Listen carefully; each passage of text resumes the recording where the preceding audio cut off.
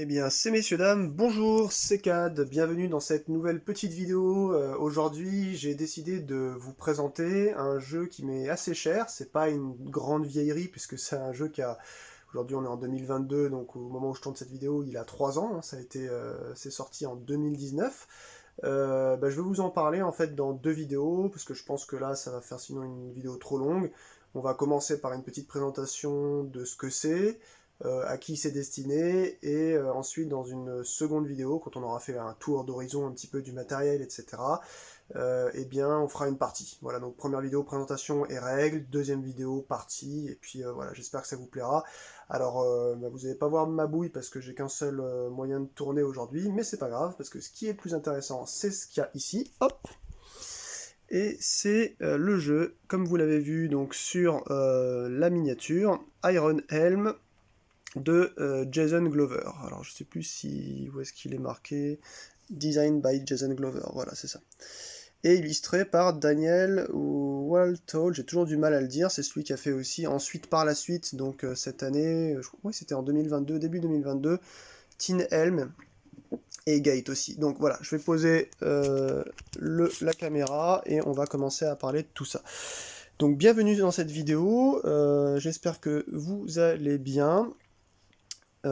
Comme je l'avais dit, c'est CAD, je fais pas beaucoup de vidéos parce que j'ai pas trop de contenu, tout simplement, voilà, j'ai pas envie de faire du remplissage sur cette chaîne, je parle de ce que je trouve être intéressant. Normalement, initialement, je voulais pas faire de vidéo pour Iron Helm parce que il y a déjà BoardGamer69 qui a fait une très bonne vidéo là-dessus, je mettrai son lien en description, mais voilà, finalement j'avais envie de faire un peu la mienne aussi.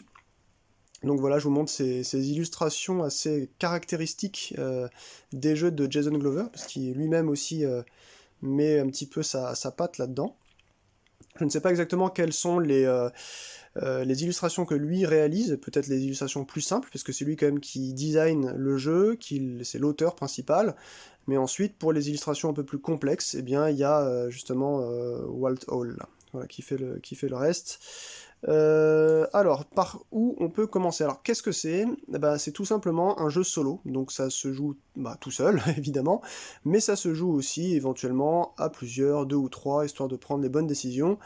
C'est un jeu qui mélange un petit peu, donc c'est du roguelike, hein, c'est du dungeon crawler, avec un petit peu de stop ou encore, un petit peu de manipulation de la chance.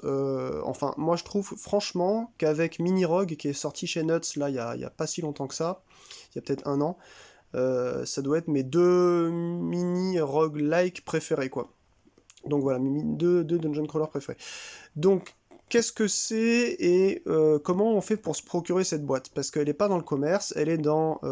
Enfin, vous avez la possibilité de la commander chez The Game Crafter, j'en ai déjà parlé sur mes vidéos de présentation de Gate et de Teen Helm, qui est en fait une boîte américaine de Chicago ou du Wisconsin, je sais plus exactement quand, où, qui réalise en fait les jeux, vous proposez des patrons, vous faites un compte, vous faites votre jeu, et ensuite ils peuvent le faire à la demande, voilà, ils vous éditent le jeu à la demande. Alors ça prend longtemps, parce que souvent vous êtes à la queue en train d'attendre votre tour. Moi j'ai attendu par exemple un mois pour avoir une extension dont je vais vous parler tout à l'heure. Celui-ci, là, je l'ai eu durant les premières périodes du Covid, là, des confinements, donc évidemment j'ai dû attendre 3 ou 4 mois avant d'avoir ma copie. Et ça devait être à 39,99 au début.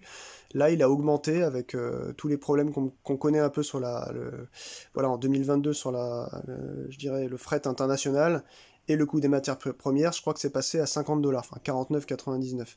Donc, par contre, là, je trouve que c'est relativement cher.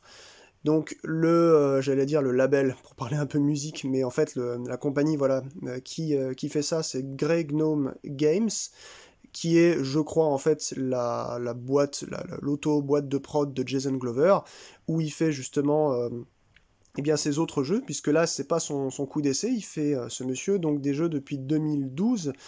Je vous mettrai le lien en description de Grey Gnome Games, où vous pouvez, si vous n'avez pas envie de tenter l'expérience de Gamecrafter, qui pourtant c'est une boîte qui fait voilà, de très bonne qualité de matériel, je dirais, eh bien vous pouvez acheter pour 3 ou 4 dollars une version print and play de l'intégralité de ces jeux. Si je ne me trompe pas, je crois qu'il y a tous ces jeux. Voilà, donc il a dû faire une petite dizaine, non même une bonne dizaine de jeux depuis 2012, quasiment un par an. Zorgar Revenge, je crois que c'était son premier. Voilà, il y a Dick Down Dwarf, il y en a plusieurs. Celui-là, finalement, fait partie un petit peu des derniers, quoi. Voilà, alors je sais plus comment j'ai trouvé ça, je crois que je regardais sur YouTube des vidéos de jeux solo, et j'ai fini par tomber, enfin j'ai fini par tomber sur ce jeu magistral. Alors, ben on va regarder un petit peu ce qu'il y a dedans. Donc vous n'avez peut-être pas vu derrière, si, je pense que vous l'avez vu. Il y a une sorte de décoration ici, je vais vous la montrer un peu plus en détail après. En fait, il s'agit d'un playmat qui ne vient pas avec le jeu, hein. Vous pouvez l'acheter en plus. Donc là, je trouve que c'est par contre un peu là où le bas blesse avec les productions chez GameCrafter, surtout quand on est en Europe, c'est que eh bien, ça coûte un rein d'acheter les jeux comme ça. Déjà, 50 balles ça. Ensuite, un playmat à 16 ou 17 dollars. Ensuite, faut que je vous montre. Hop, un autre playmat à côté, ici. Un playmat plus petit, voilà, qui est en longueur, qu'on pose à côté du très grand ici, qui est un playmat assez classique. Et ben ça c'est pareil, ça doit être une douzaine ou une quinzaine d'euros. Et ensuite c'est la multitude d'extensions ou d'add-ons. Ça par exemple ce sont des petits add-ons que vous pouvez avoir pour éviter voilà, de vous perdre dans les comptes de certains paramètres de jeu. Voilà, donc c'est recto verso, il y a certaines informations aussi à l'arrière. Ça c'est plus pour des points de vie, moi je le mets plus pour de la mitraille, donc l'argent. Et puis vous avez des choses qui servent pas à grand chose, par exemple ces petits standees de monstres qu'on peut retrouver. Ce sont des monstres qu'on retrouve dans l'aventure, moi je les ai même pas dépunchés, parce que bah, ils n'ont aucun effet. D'ailleurs c'est indiqué qu'ils n'ont pas d'effet, c'est juste pour la décoration. Voilà. Donc c'est un jeu qui est pléthorique dans son ensemble, dans le sens où, alors j'ai gardé aussi les pochettes, parce que je les trouve très jolies, les pochettes de booster d'extension. Vous avez des extensions qui initialement, d'ailleurs c'était marqué dans la règle du jeu, valaient 5,99, je crois qu'aujourd'hui c'est passé à 6,99 dollars. Bon, c'est pas, je trouve que ça va, c'est pas encore trop cher, sachant que dedans il y a quand même pas mal de contenu. Sur chaque booster, ça vous dit ce que vous avez dedans. Par exemple, 3 nouveaux personnages, 3 nouvelles capacités, des nouveaux trésors de départ, des nouveaux loots, des nouveaux plots et des potions. Par exemple, ça, c'est Loot and Lore. Moi, j'ai jamais fait une partie sans Loot and Lore. J'ai déjà intégré Loot and Lore dedans. Ça vous donne beaucoup plus de tout ce que j'ai dit. Voilà, ça vous donne plus de choix. Et vous avez ensuite eh bien, les Adventure Pack 1, 2, 3, avec toujours des nouveaux boss, sachant que le jeu de base en propose 3 initialement, pardon. Et puis toujours voilà, un character card en plus. Ouais, vous avez à chaque fois vraiment pléthore de nouveautés à ajouter, sachant que les Adventure Pack, ça vous dit directement, je vais essayer de vous montrer ça, qu'en gros il faut retirer des monstres du jeu de base ou des plots. Je reviendrai sur ce que c'est que les plots tout à l'heure, je vous expliquerai ça, mais ça dit qu'il faut retirer voilà, un certain nombre de choses du jeu de base pour pouvoir y jouer. Alors je suis en train de manipuler à côté parce que je vais vous montrer ça. Boss, on s'en fiche. Adventure Pack, voilà. Donc par exemple là, il y a un Adventure Pack que j'ai dans ma main.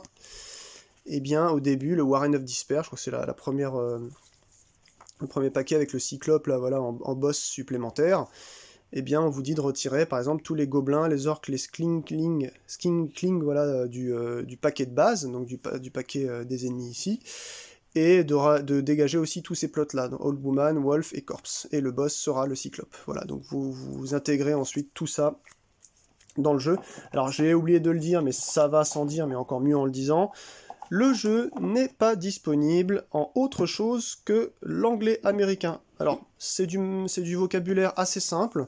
J'avais demandé à Jason Glover, maintenant ça doit faire 2 ou 3 ans, est-ce qu'il comptait faire une version française de son excellent jeu, et il m'avait dit ouais, je suis en train de voir ça avec un producteur italien et un autre français, donc t'as qu'à suivre la page Facebook. Donc moi j'ai pas Facebook, donc j'ai pas suivi. Récemment j'ai regardé, il n'y a rien qui ressemble à ça à ma connaissance, donc a priori c'est tombé à l'eau et personne n'a produit encore excusez-moi, eh bien Iron Helm.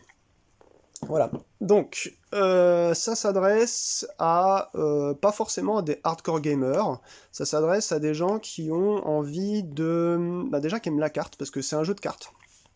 ça faut le dire. Et ça s'adresse aux gens tout simplement qui aiment bien le land crawling ou le dungeon crawling, parce qu'on est très vite pris un petit peu dans l'ambiance, et d'ailleurs je pense que les illustrations type Donjons et Dragons des années 70, ils sont pour quelque chose, mais voilà, donc les 2 petits livrets de règles, ça se lit mais en 10-15 minutes, pourvu que vous savez parler un petit peu anglais. Et là dans l'appendice en fait c'est juste ça clarifie un petit peu comment on fait pour faire fonctionner certaines cartes. Alors, eh bien, je vais vous parler un petit peu maintenant j'ai oublié de montrer ça aussi c'est des add-ons qu'on pouvait acheter pour 5 ou 10 $ en plus. C'est des rappels de règles en jeu, mais une fois que vous les avez lus et que vous faites une partie, moi par exemple j'avais pas fait de partie là depuis assez longtemps, j'ai regardé ça, j'ai fait ok, si c'est bon, ça va, j'ai repris les règles directement en un seul coup d'œil sur ces petites plaquettes qui résument assez bien, les règles du jeu. Voilà. Alors, on a des cartes plots, on a des cartes potions, des cartes loot, des cartes ennemis, on a bien évidemment, hop, je vais les prendre là-bas, des cartes personnages, characters, quoi, voilà. Donc au début, dans le jeu de base, l'extension du jeu de base, c'est ces petits crânes là-haut, là, voilà. Donc ces petits crânes là-haut, où est-ce qu'il est, le 3, 4ème, voilà. Donc vous avez ces 4-là. Voilà, vous avez Moticlan, c'est un warrior, Fayon, Zola et Sotab. Tous les personnages sont assez différents, c'est ça qui est intéressant. Puis ça, donc, ce sont des personnages qui viennent avec les extensions. Sachant que, je ne vous ai pas montré, mais récemment j'ai récupéré les paquets 4, 5 et 6. Voilà, je les ai même pas ouverts, hein. Je sais pas ce qu'il y a dedans. Pour être clair avec vous, le jeu de base est tellement complet déjà, et il y a tellement de rejouabilité, que j'ai pas fait de partie avec les extensions encore, sauf pour prendre des caractères supplémentaires et pour avoir du choix, voilà, puis du loot supplémentaire. Et il y a même un fanny pack qui est sorti récemment. Hop. Donc dedans ce sont des cartes faites, inventées et validées par Jason Glover, mais faites par des fans. Voilà. What mysteries lie within. Donc voilà, il y a, je crois qu'il y a une araignée, il y a encore des... Voilà, mais c'est complètement jouable et avec le reste du jeu. Et donc, oui, j'en étais donc aux personnages ici. Hop, on va un petit peu les écarter. Vous avez les skills, qui sont en fait des choses que vous avez pour certaines de départ. Enfin, chaque personnage, sauf un, vous donne un skill en plus des trappings. Trappings, donc c'est des équipements de départ, et le skill, donc c'est, par exemple, lui, la parade, qui va avec son attribut Brown. Donc là, par exemple, vous le prenez et vous commencez directement avec son... si vous prenez, par exemple, ce gars-là, là, Moticlan, il prend parade. Donc, hop, je vais vous montrer.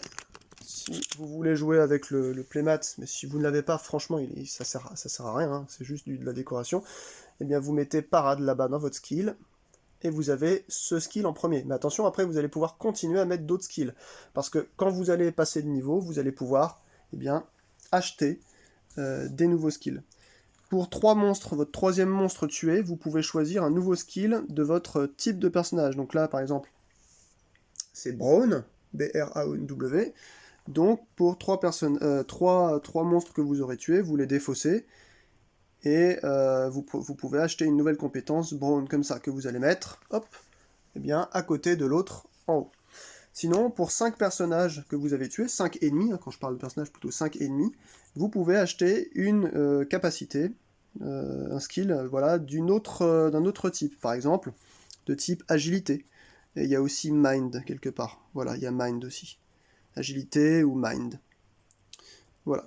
Donc ce sont les 3 skills, les 3 types de skills que vous allez retrouver donc dans le jeu. Et donc les trappings, c'est ceux avec quoi votre personnage va commencer la partie. Donc c'est marqué dessus, hein. Si on reprend l'exemple de Moticlan, il commence avec une hache et une torche. Voilà. Donc, tout simplement, vous prenez la torche, vous prenez la hache. Voilà. Et après, vous allez les placer. AS, ça veut dire accessoire. PH, ça veut dire primary hand weapon, enfin end, primary end. Donc hop, je reprends la caméra. Donc là en gros, primary, vous mettez votre hache ici. Et la torche, vous la mettez dans votre sac à accessoires. Alors ce qu'il y a de très intelligent dans ce jeu-là, c'est qu'en plus qu'ils aient une valeur à l'achat et à la revente, vous avez donc une capacité de carte évidemment, et vous avez un petit sigle ici gris dont je vais revenir dans un instant. Il s'agit de l'encombrement, et cet encombrement, il est calculé par rapport à votre personnage de base. Donc là, vous voyez, non vous voyez pas, je vais le ramener ici, j'ai une petite aide comme ça d'encombrement, où je peux placer en fait dans Encumbrance mon encombrement maximal, et à chaque fois que j'ai un objet, eh bien je le descends, voilà, jusqu'à ce que je sois à 0 et je ne puisse plus prendre quoi que ce soit, auquel cas il faudra se débarrasser d'objets pour pouvoir continuer à avancer, sinon tant qu'on ne s'est pas débarrassé d'un objet, on ne peut pas continuer à avancer dans le jeu. Et la visibilité, j'en parlerai tout à l'heure, c'est les plots. Alors, on va prendre le personnage test, voilà, par exemple celui-ci, qui nous dit donc qu'il a 16 points de vie. Donc 16 ici dans le petit cœur, c'est très simple. Vous prenez, voilà, ça c'est livré avec le jeu, les petits jetons de PV, et vous les placez par exemple pas loin de votre personnage. Ici il y a une zone là-bas, là, où vous pouvez placer ça. Moi je trouve pas ça très pratique parce que souvent je lance les dés par ici, donc ça se casse la gueule. Je les mets un peu plus loin. Sinon, n'importe quoi qui vous permet de calculer en fait voilà, le statut actuel de votre niveau de santé fera l'affaire. Ensuite, 10, ici, c'est votre énergie. Alors ça, c'est là où le jeu est intelligent, mais aussi très difficile, finalement. C'est que votre personnage, il se fatigue au fur et à mesure qu'il descend dans le donjon. Parce que le pitch initial, c'est vous prenez avec votre... Enfin, vous êtes un aventurier qui a envie de partir à la retraite. C'est bon, il a fait trop de donjons dans sa vie, et il a envie de descendre une dernière fois pour s'en mettre plein les poches dans un donjon assez dangereux, à la fin duquel il peut crever, mais sinon les trésors seront intéressants. Et bien il va se fatiguer, et quand vous êtes à 0, vous pouvez plus faire d'attaque avec une arme, vous êtes obligé de vous battre à main nue, pour faire juste un dommage à chaque fois à un ennemi, donc ça c'est vraiment un paramètre qu'il faut gérer très minutieusement. 11, donc c'est l'encumbrance, donc l'encombrement, vous notez soit avec le petit truc que je vous ai montré tout à l'heure, si vous l'avez, sinon vous mettez n'importe quoi, vous calculez juste correctement, chaque objet qui vient dans votre sacoche, dans votre main primary ou dans votre off-hand, là où vous pouvez mettre un shield par exemple, un bouclier, ou une armure, quoi que ce soit, vous calculez à chaque fois de tête si vous dépassez ou pas, et ça suffit quoi. Ici, comme on le voit souvent dans d'autres roguelikes, c'est votre ration. C'est-à-dire qu'à chaque fin d'un niveau, quand vous allez finir un niveau, hop, j'étais au 1, si je veux descendre au 2, boum, avant de descendre au 2, par exemple, je suis obligé de dégager une ration, qu'on peut mettre ici. Donc les rations, elles sont symbolisées par ce petit token, ce petit jeton qui vous est aussi livré, évidemment, dans la boîte. Je vais vous les montrer d'ailleurs, tous les tokens. Ils sont ici. Voilà, il y a de l'or aussi, comme vous avez vu. Et ça, c'est du poison. Alors, ça, c'est les blessings, donc c'est les bénissements, je sais pas comment on peut appeler ça en français. Et du coup, ils apparaissent pas ici, parce que c'est des espèces de cadeaux que vous allez récupérer dans certains endroits, ou après avoir battu un monstre particulier, ou en lisant un plot. Donc ça, c'est des passages, on va dire, d'aventure. Vous lisez, vous faites un choix. Un choix, généralement, qui peut vous amener à... Hop, on va décaler ça ici. Vous êtes au début à 0 de moralité, mais vous pouvez monter en moralité 1, 2, 3, 4, ou descendre en moralité. Voilà. Mais en plus de vous amener cette conclusion, on va prendre un plot au hasard, et bien en bas vous avez en fait la visibilité. Ça, c'est une fois que vous avez fait votre choix ici, c'est la fameuse visibilité qu'on voit ici, par exemple, en haut. Et en fait, à 10, qu'est-ce qui se passe? Eh ben, vous avez juste le boss qui arrive, voilà. Donc si vous cumulez, si vous voulez, tout au long de votre partie, des petits yeux, là, et au 10e petit œil, hop, vous allez déterminer quel est le boss que vous allez rencontrer parmi les 3, et vous allez donc devoir le battre, à la fin de quoi, si vous ne réussissez pas, eh ben, vous aurez fait tout ça pour rien, parce que vous avez lamentablement perdu, mais sinon, vous aurez... Excusez-moi... Vous aurez réussi. Je suis en train de vous chercher les boss pour vous montrer les boss de la boîte de base. Et voilà, je les ai. Hop. Alors les boss de la boîte de base, il y a Naga. Hop, 21 points de vie, 3 d'attaque de base, parce que ça peut être modifié aussi, 2 trésors, et ça c'est le feu, avec un effet particulier. On va pas trop détailler, hein. Là vous avez la lige, 20 points de vie, 4 d'attaque, 2 trésors, alors 2 trésors, c'est-à-dire un trésor et une potion. Lui c'est mort-vivant, et vous avez le lurker, 22 points de vie, 5 d'attaque, 2 trésors, enfin c'est trésor code 2 en fait, ça veut dire un trésor et une potion, et il est sur le froid. Voilà, bah, rien qu'avec ça déjà, je peux vous assurer que vous avez une très grosse rejouabilité, parce que c'est pas les boss qui sont les choses que vous allez le voir le plus, on va dire, dans la partie. C'est surtout le déroulement de comment vous allez faire pour être vivant jusqu'au 10e œil, qui va vous permettre donc d'ouvrir, enfin d'accéder au boss. C'est ça qui va être intéressant. Qu'est-ce que je voulais vous dire de plus? Ah oui, ça c'est le paquet donjon. C'est un petit peu ce qu'il y a de plus intéressant dans le jeu. Hop, on va remettre ça là-haut, je remets ici. Vous avez donc des dés aussi. Donc ça c'est pour marquer les points de vie des monstres. Et vous avez les dés d'attaque, avec lesquels, donc, derrière, ils sont très vintage et très, très saillants sur les bords, ils sont assez jolis, assez lourds aussi. Vous aurez donc 2 dés à lancer quand ça va être l'ennemi d'attaquer, et vous aurez entre 0 et 3 dés, que vous allez lancer. Ça, vous allez le déterminer selon le nombre d'énergie que vous voulez dépenser. Si je dépense une énergie, je lance un dé. Le résultat, bah, c'est le nombre de points de vie que je fais à mon ennemi. Si je défausse 2 énergies, je lance 2 dés. Si je défausse 3 énergies, vous avez compris, 3 dés. Donc c'est comme ça qu'on attaque. Et l'ennemi, lui, par contre, eh bien, quand il va lancer ses 2 dés, hop, il va soustraire le plus bas du plus haut. 5 moins 4, ça fait 1. Donc là, il fait un dommage, en plus de ce que vous avez vu sur sa carte d'attaque. Bon là je fais 6 et 5, mais vous imaginez que si ça fait 6 et 1, 6 moins 1, et ben 5, donc là il fait 5 plus ce qu'il y avait sur sa carte d'attaque. On va prendre une carte d'ennemi pour illustrer ça. Sa carte en attaque il a 2, donc là par exemple il aurait fait 5 plus 2, ça fait 7 points de dommage dans la gueule déjà. Donc c'est très très violent. 4 points de vie, un trésor. Alors quand vous voyez 1, c'est vous prenez soit un trésor, soit une pièce. Et en plus, vous aurez en bas une pièce. Ça c'est une fois qu'il est mort. Voilà.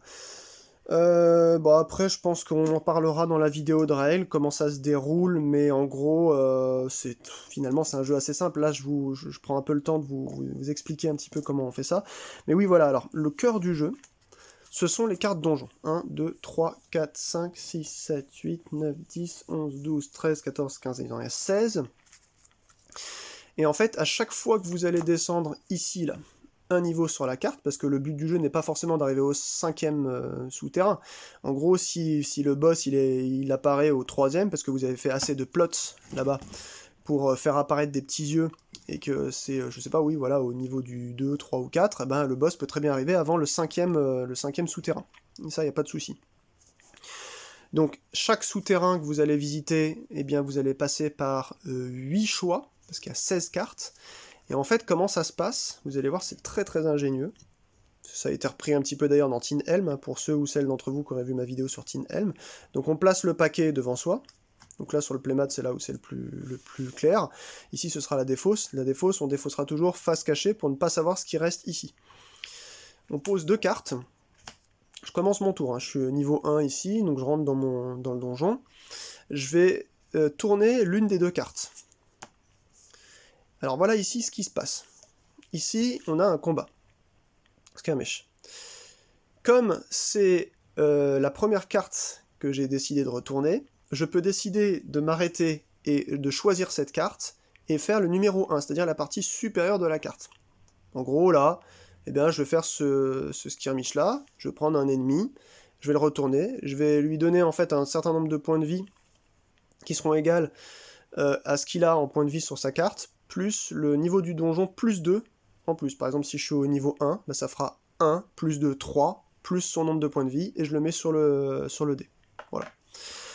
Et ensuite, je fais le combat. Une fois que le combat est fini, je prends la carte que je n'ai pas vue, je la mets dans la défausse, je retourne celle-là, et on continue, toujours dans le premier niveau du donjon, à faire ça. Et on va faire ça avec ces 16 cartes, du coup on va faire donc 8 choix, comme vous l'avez compris. Mais du coup, si j'ai pas envie de faire un skirmish, et que j'ai envie de tenter la chance sur autre chose, je sais pas moi, arriver à un site de camp, comme si on s'était pas déjà reposé avant, vu qu'on vient juste de commencer, voilà, ou d'autres lieux étranges, eh bien, je peux tenter de continuer. Et donc je dis, bah non, je vais pas prendre cette carte-là avec ce choix 1, je vais prendre l'autre carte, mais là on joue le tout pour le tout, et l'autre carte, on va être obligé de, soit déjà de la sélectionner, soit si c'est une carte qui n'a qu'un seul choix, bah faire ce choix-là, soit si c'est une carte qui a deux choix, cette fois-ci faire le choix numéro 2. Et généralement, le choix numéro 2, ben, il fait mal aux dents. Alors si par exemple j'ai pas envie de faire mon skirmish, je décide de faire l'autre, clac, ça va, c'est un site de camp, pour se reposer un petit peu. Donc là, on peut gagner 3 énergies en dépensant une ration, ou gagner une ration, ou dépenser une ration pour gagner 2 vies et perdre un poison. Alors le poison dans ce jeu-là, c'est simple, c'est qu'à la fin d'un niveau de donjon, si j'ai 2 poisons, enfin pour chaque 2 jetons poison que j'ai, je vais gagner un nouveau poison. Et en fait, n'importe quand dans le jeu, quand j'ai autant de poisons qui me reste de vie, donc de petits cœurs, eh ben j'ai perdu la partie. Voilà, je suis empoisonné. Donc le mieux c'est de drainer rapidement les jetons de poison. Donc voilà, par exemple là c'était un bon choix, si j'avais pas envie de faire le skirmish, eh ben je viens regagner des choses. Voilà, donc une fois que ça c'est fait, je vais là, et je recommence tout ça, je regarde la première, ah, une embuscade, mais une embuscade niveau 1, cette fois-ci c'est moi qui surprends l'ennemi. Il faut savoir que dans ce jeu-là, c'est l'ennemi qui tape à chaque fois en premier, qui fait les damages initiaux. Donc là, cette fois-ci, eh bien, on ignore en fait son attaque, sa première attaque. Donc c'est à nous de commencer à l'attaquer, ce qui est pas mal. Et on ajoute le niveau du donjon à sa vie. Donc ça, franchement, c'est un bon truc à prendre en premier. Parce que vous imaginez, si jamais je retourne, et que là j'ai une embuscade encore, mais cette fois-ci je suis obligé d'utiliser le deuxième choix en bas, parce que j'aurais retourné la deuxième carte, et bah cette fois-ci, c'est lui qui va attaquer, mais il aura le niveau du donjon plus 4 à sa vie, donc ça fait un peu plus mal. Donc admettons que j'ai pas envie de prendre ça, hop, je retourne, ah bah j'ai de la chance, ça va. J'ai un altar, donc là, en gros, j'ai le choix. Soit, eh bien, je défausse un dé de 6 moins un dé de 6 poison token. Voilà, je lance. 3 moins 2, 1. Donc je dégage un jeton poison. Ou alors je gagne justement un blessing, je vous en ai parlé tout à l'heure. Donc ça, c'est les blessings. Donc en fait, vous les mettez dans une zone, par exemple ici, voilà, vous les posez. Et en fait, ce qui va se passer, c'est que vous avez un moment de grâce quand il va y avoir l'attaque du boss final, si jamais vous y arrivez jusque-là, si vous trouvez le boss du donjon, eh bien il y a un moment de grâce où juste avant son attaque, on va retourner tous les jetons blessings qu'on va avoir et on va gagner eh bien, ce qu'il y a dedans. Donc dans les jetons blessings, je vais vous montrer un petit peu, qu'est-ce qu'on peut avoir. Hop, donc de l'énergie, de vie. Ah. Alors ça c'est un poison, ok. Voilà, donc généralement c'est ça, tout simplement. Donc si vous avez le poison, c'est que vous avez vraiment pas de chance. Hein. Voilà, donc là je mélange un petit peu. Et ça va être bon. Alors, donc voilà, on va passer en fait chaque double porte en fait de donjon, et bien comme ça, les unes après les autres, je recontinue. Ah, un marchand, bah je m'arrête à lui, comme ça je verrai pas ce que c'est ça, mais de toute façon c'est pas grave, et je fais ce que me dit le marchand. Si je suis au niveau 1, eh ben, je peux regarder un loot et une potion, donc je prends un loot et une potion, je les retourne, et ensuite, hop, on va le faire, et ensuite, eh bien, je peux les acheter. L'arc, là, me demande 5 pièces d'or, la potion ici me demande 1.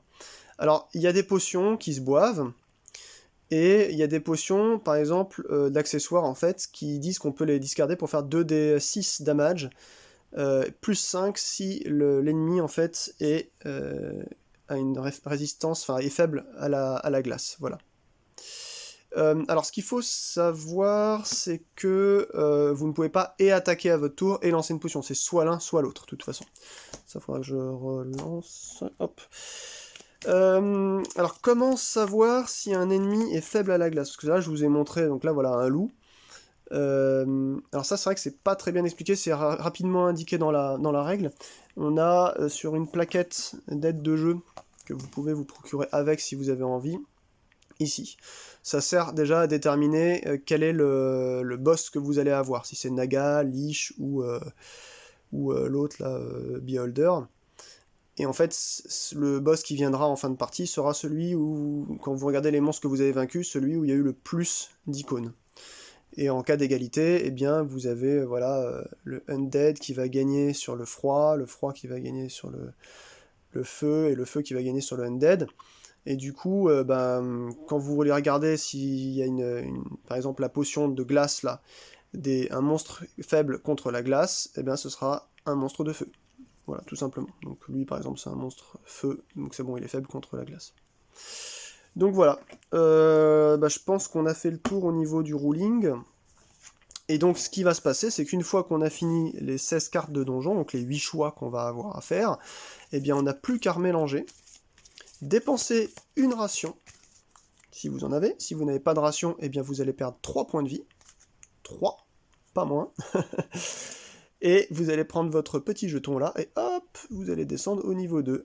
Puis à la fin du deuxième donjon niveau 3, si vous êtes toujours vivant, 4 et 5. Voilà. Généralement, maximum dans le 5e niveau, vous aurez retrouvé... Ah oui, aussi, vous aurez retrouvé un nombre de plots, donc de petits œils, qui vous donnera en tout 10. Alors ce qu'il faut savoir, c'est qu'à chaque fin de niveau de souterrain, vous piochez un plot, vous le résolvez, hop, et vous le placez dans votre zone un peu plus haut, là vous la gardez avec vous, hop, visible, hein, pour qu'on sache que vous avez fait telle ou telle chose.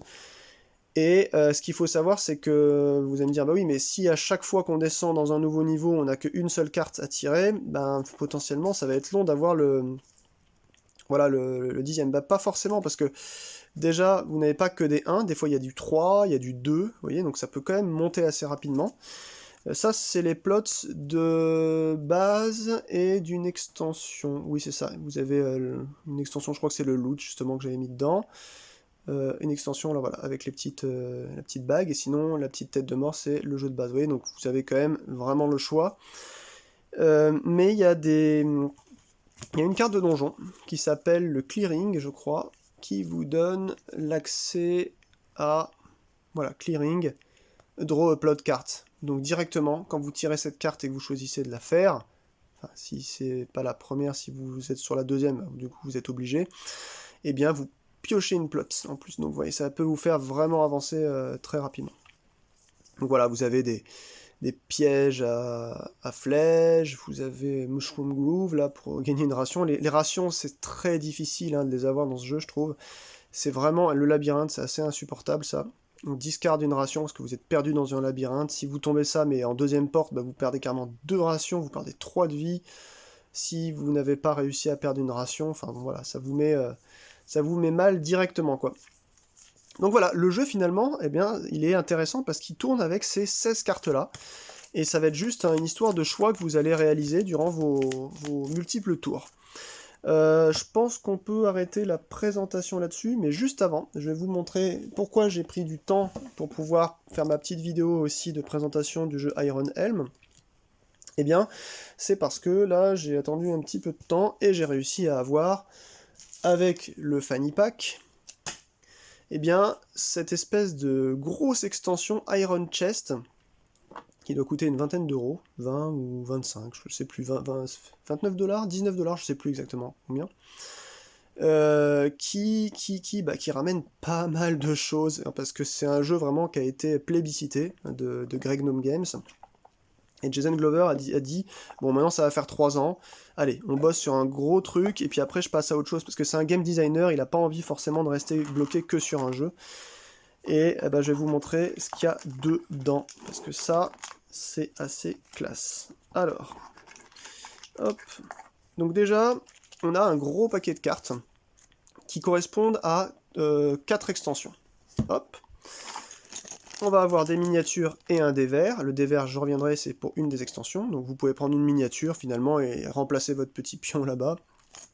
En fait, la miniature, elle va servir pour remplacer carrément la carte ici. Ah oui, petit aparté, là vous l'avez sur le playmat, cette carte. Mais grosso modo, vous avez une carte.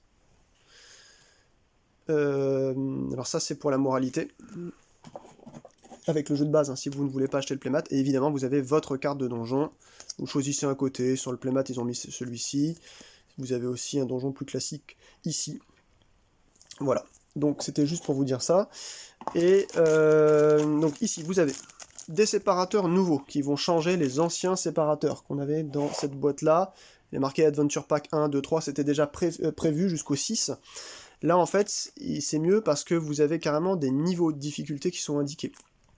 Par exemple, l'Adventure Pack 7, qui est celui que vous recevez donc dans l'Iron Chest, qui contient le Spire of Zogar, qui est en fait le gros nécromancien mystérieux en fait de ce monde qu'a inventé Jason Glover, hein. Et bien lui c'est carrément un niveau 4. Je crois que Warren of Disperse, là où il y a le Cyclope, là, la Adventure Pack 1, c'est niveau 2. Le jeu de base c'est niveau 1, et c'est déjà super difficile, franchement. Donc c'est vraiment un jeu, si vous voulez avoir de la rejouabilité, chercher vraiment... si vous êtes des acharnés voilà, du roguelike, eh ben, c'est vraiment un jeu pour vous, je pense. Et donc voilà, ça c'est les Special Encounter, qui est une petite extension, donc qui va avec les figurines qui sont ici, sauf le dé vert. Et donc ce qui se passe, c'est que, c'est très simple, vous prenez cette petite aide de jeu que vous allez mettre à côté de votre plateau, vous choisissez en fait un petit plateau supplémentaire en plus, level 1, 2, 3 ou 4, correspondant au type d'aventure pack que vous faites. Si vous jouez juste avec le jeu de base, vous prenez la plaquette 1. Si vous faites un niveau 2 d'aventure, la 2, la 3 ou la 4 pour Spirit of the Gar. Et là, si je prends la 1, vous allez voir qu'il y a deux côtés. Donc je choisis un côté, ils sont les deux différents. Alors les dessins ne le sont pas, mais les icônes, oui. Les icônes sont différentes. Et en fait, bah, vous prenez la figurine qui ressemble le plus à votre perso, admettons, vous la placez là, et à chaque fois que vous allez descendre, en plus de tirer une plot card, en plus de devoir défoncer une ration, en plus de en plus de devoir faire des choses obligatoires au jeu dont on a parlé en fin de niveau, eh bien vous allez pouvoir vous référer à la petite icône qu'il y a ici. Par exemple, si je passe du niveau 1 au 2, là il y a un petit dé, donc tout simplement, je regarde ce que c'est. Hop, le petit dé, c'est Random Encounter, je lance un dé de 6, et je vais me référer à ce qui se passe ici.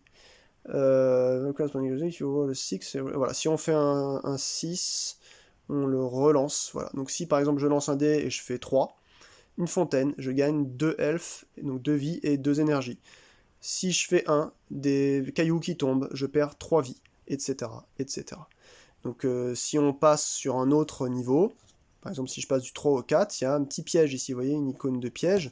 Je me réfère à ce que c'est, trap. Roll a single 6 dice and refer to the following results. Voilà, si j'ai fait un 1, je gagne 2 poisons. Si de 2 à 4, je gagne 1 poison. De 5 à 6, je gagne 0 poison. Alors, évidemment, ça, vous allez vous dire, bah oui, mais il y a souvent plus de négatifs que de positifs. Effectivement, c'est relativement rare de tomber sur des trucs bénéfiques, comme on l'a vu là, gagner 3 elfes. Ce qu'il faut savoir, et c'est bien dit dans l'Iron Chest, c'est que cette extension-là, enfin cette quadruple extension, on va dire, parce que c'est 4 choses différentes, elle est vraiment destinée aux hardcore gamers, que je ne suis pas, mais je voulais avoir la collecte complète quand même. J'espère pouvoir avoir le niveau un jour. Mais ce qui se passe, en fait, c'est que ça apporte beaucoup de difficultés. Spirit of Zogar, je vous montre vite fait les cartes. Donc voilà, on a un nouveau plot en bas, avec des nouveaux monstres. Voilà, des nouveaux loots, évidemment, qu'on va pouvoir rentrer dedans. Donc là, c'est encore du plot. Donc ça, c'est des monstres classiques ennemis, voilà. Et Zogar, qui est donc le boss que vous allez affronter. Pareil, hein, vous retournez la carte et ça vous dit ce qu'il faut dégager. Si vous voulez faire ce niveau 4, vous dégagez tout ça, vous dégagez ces plots-là et vous remettez toutes les cartes que vous voyez avec cette extension en haut, Spirit of Zogar, à la place, et le boss sera Zogar, évidemment. Zogar qui est le plus violent. Hein. Donc voilà, ça c'est l'extension Zogar. Ensuite, vous avez The Lonely Troll Inn, qui est assez intéressante. Companion Booster Meant to Complement the Base Adventure. Donc là, on a des choses vraiment intéressantes. Déjà, on a un personnage qui ne commence avec rien. Il a très peu de vie, il a pas de ration, il a peu d'argent. En fait, c'est un bégard, c'est un mendiant, quoi. Et quand vous gagnez, parce que vous avez un décompte de points à la fin quand vous avez fini le boss, vous avez, alors je vais pas vous les expliquer là, mais en gros vous gagnez un point de victoire par chaque énergie et vie qui vous reste, vous gagnez 2 points par... Alors attendez, je crois qu'il y a une petite aide de jeu qui m'indique. Ouais, elle est là. Voilà, à la fin du jeu, vous gagnez 1 point par vie, 1 point par... Voilà, les trucs en vert, c'est ce que vous gagnez. 3 points par pièce, etc. Mais bah, lui, en fait, si vous avez réussi à finir le jeu avec lui, parce que c'est vraiment le niveau ultra difficile, bah, vous gagnez 10 points en plus. Voilà, mise lag de Bégard. Donc là, en fait, c'est là que le petit dé vert, ici, il va servir. C'est que vous allez pouvoir enrôler des persos, voilà. Et ils vous disent en rouge, à la fin de chaque level, vous devez payer une pièce, par exemple, ou sinon elle va partir. Voilà, ça vous dit voilà, qui elle est, qu'est-ce qu'elle peut faire, etc. Et le dé qui sert à indiquer combien de temps il lui reste, je crois, je sais plus exactement. Ouais, c'est ça, quand vous... Alors, adding the spec the base game will allow you to hire, donc c'est pour recruter, voilà, des mercenaires, quoi.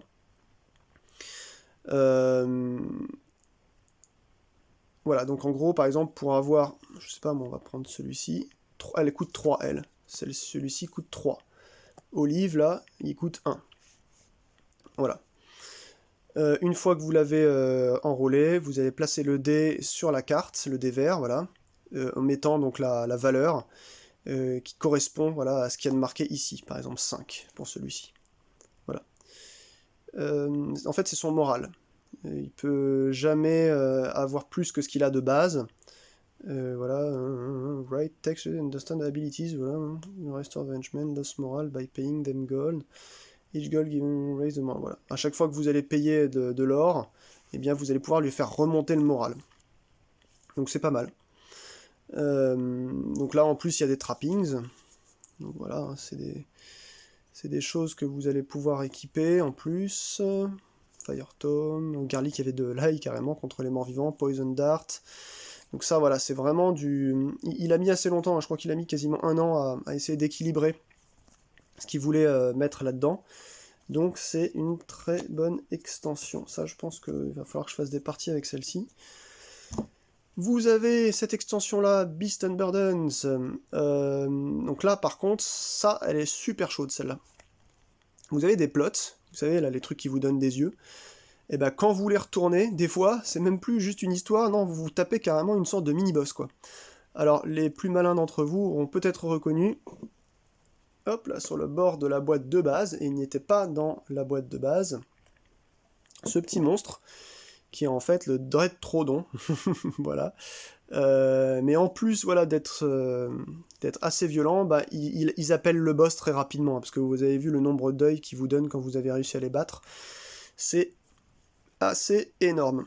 Alors, vous pouvez voir toutes ces cartes, hein, si vous avez besoin de les voir plus en détail, sur la page Gamecrafter que je mettrai en lien dans la description, qui vous renvoie directement sur la zone d'achat hein, de cette grosse extension, qui est a priori la dernière. Jason Glover a dit que s'il en fait d'autres, ce sera beaucoup plus tard. Là, maintenant, il a envie de laisser un petit peu le jeu se reposer. Il y a énormément de choses dans ce jeu. Donc là, vous avez voilà, des espèces de...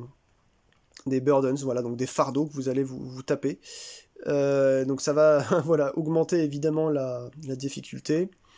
Alors, quand vous allez ne plus avoir de nourriture, quand vous descendez un niveau, vous perdez donc 3 points de vie. Si vous n'avez plus de nourriture à dépenser, eh bien vous allez gagner une affliction, donc les burdens.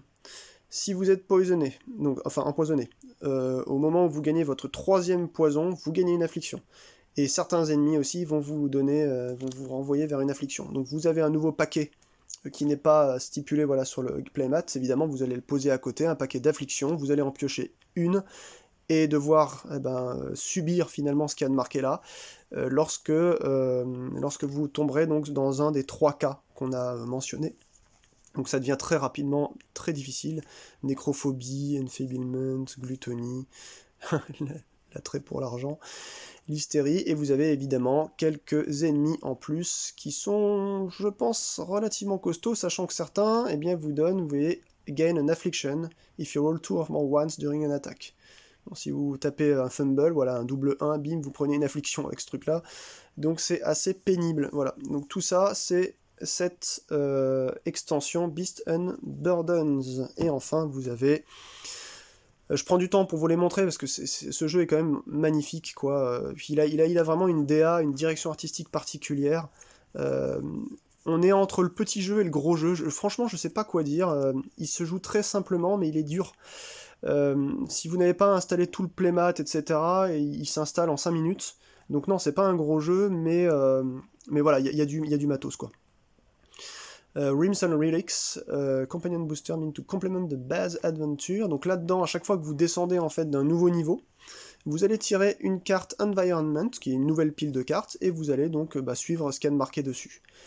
Voilà, là, direct, ça vous fait gagner un Blessing Tokens. Ici, c'est un peu plus pénible. Voilà, certains monstres vont gagner de la force, voilà, etc. Donc vous allez avoir une sorte d'environnement qui va illustrer finalement le niveau dans lequel vous êtes. Donc encore de la dérivabilité, pour reprendre le terme de notre cher Ludo. Et puis voilà, hein, vous avez tout ça. Alors là, en plus, vous avez toutes ces cartes-là que je tiens dans ma main, qui sont donc des artefacts, qui ne sont donc même plus des loots. Vous avez une pile d'artefacts, et quand vous allez vouloir, au lieu de piocher finalement dans un loot card, vous pouvez dépenser un Blessing Token pour piocher l'artefact numéro 1 du dessus. Mais si vous avez déjà un artefact dans votre poche, enfin sur vous quoi, et bien si vous avez envie de repiocher un artefact, cette fois-ci ce sera 2 Blessing Tokens qu'il faudra défausser. Ah oui, puis vous savez, les Blessing Tokens, ça se trouve pas sous le sabot d'un cheval, hein, comme disaient les vieux. C'est relativement dur de les avoir, donc très rapidement, vous allez comprendre que vous n'allez pas pouvoir faire la collection des artefacts dans le jeu. Donc voilà, je pense que je vous ai montré un petit peu eh bien, tout ce que je voulais vous montrer. Donc là, par exemple, voilà, Body. Body, c'est le BD, hein, ça se mettra donc au milieu. Elle vaut 9 sinon, etc. Voilà.